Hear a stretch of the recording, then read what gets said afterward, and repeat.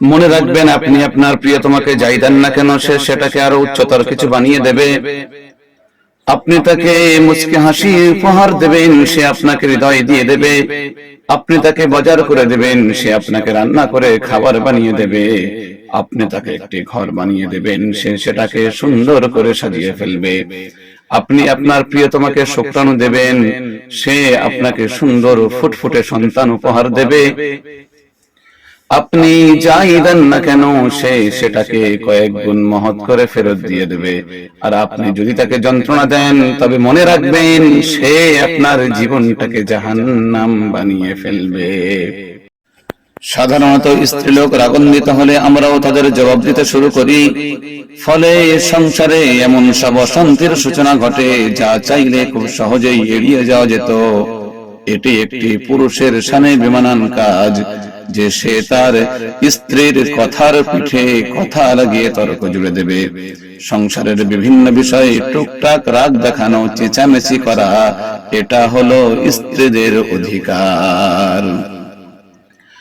এক ব্যক্তি তার স্ত্রীর বিরুদ্ধে অভিযোগ নিয়ে খলিফাতুল মুমিনিন হযরত ওমর ইবনুল খাত্তাব রাদিয়াল্লাহু আনহুর বাড়ির উদ্দেশ্যে রওনা হলো।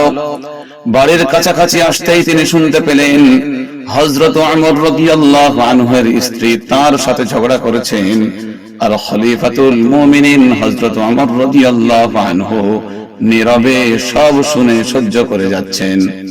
এই অবস্থা বুঝতে পেরে লোকটি আর কোনো সাড়া শব্দ না করে খলিফার সাথে সাক্ষাৎ ও তার নিকট অভিযোগ না করেই ফিরে যেতে উদ্যত হলো।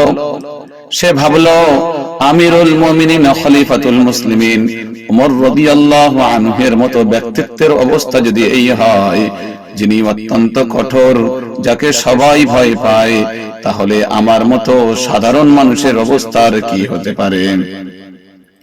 ঠিক এমন সময় হযরত ওমর রাদিয়াল্লাহু আনহু ঘরের দরজায় এসে দেখলেন একজন লোক চলে যাচ্ছে।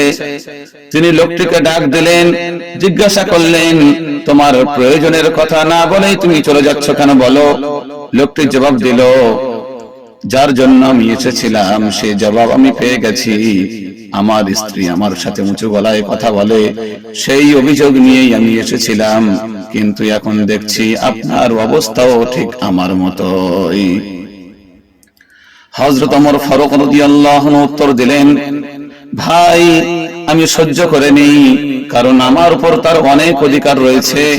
সে আমার খাবার তৈরি করে দেয়, রুটি তৈরি করে দেয়, কাপড় ধুয়ে দেয়, আমার সন্তানকে দুগ্ধ পান করায়, তাদের লালন পালন করে, আমার হৃদয়ে শান্তি আনে, অনেক কিছুই করে, তাই একটু সহ্য করে নি।